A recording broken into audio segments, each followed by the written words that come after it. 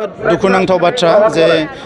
सासे आइजोखौ मैया गावथारलांदों बेखौ जोङो दुखु फोरमायदों नाथाय जाय बिथांमोना दाबो बेबायदि इनाय खामानिखौ मावगासिनो दङ आयेन बेरेखा खामानिखौ मावगासिनो दङ बिथांमोना बेखौ बन्द खालामनांगौ मानोना बेबायदि खामानिजों समाजा जेबो लाब जाया ना सोरबा हारसिं मानसिया माबा मोनसे लाब जायो दा बिनि थाखायनो बिथांमोना गावबा गावनि खहाखौसो गावनो लिंनानै लाबोदों बेबायदि खामानियाव जायफोरा दिनै नांथाबनानै थागोन मानसि बुथारनाय गुलि गावनाय बिथांमोना गाबोन आयेननि साजा मोननांगोन बेयाव जेबो सन्देह गैया नाथाय बेबायदि खामानिनिफ्राय गोजानाव थानानै गावबा गावनि जौगानायनि खामानि मावनो थाखाय आं बयबो लाइमोनफोरखौ एबा बयबो जायफोर बिथांमोना बेबायदि खामानियाव जड़ित दङ बिथांखौ आं खावलायदों दुखुनांथाव बाथ्रा जे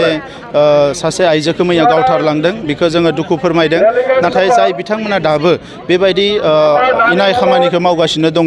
आयेन बेरेखा खामानिखौ मावगासिनो दङ बिथांमोना बेखौ बन्द खालामनांगौ मानोना बेबायदि खामानिजों समाजा जेबो लाब जाया ना सोरबा हारसिं मानसिया माबा मोनसे लाब जायो दा बिनि थाखायनो बिथांमोना गावबा गावनि खहाखौसो गावनो लिंनानै लाबोदों बेबायदि खामानियाव जायफोरा दिनै नांथाबनानै थागोन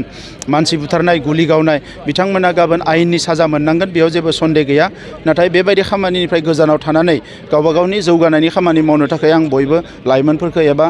बयबो जायफोर बिथांमोना बेबायदि खामानियाव जड़ित दङ बिथांखौ आं खावलायदों।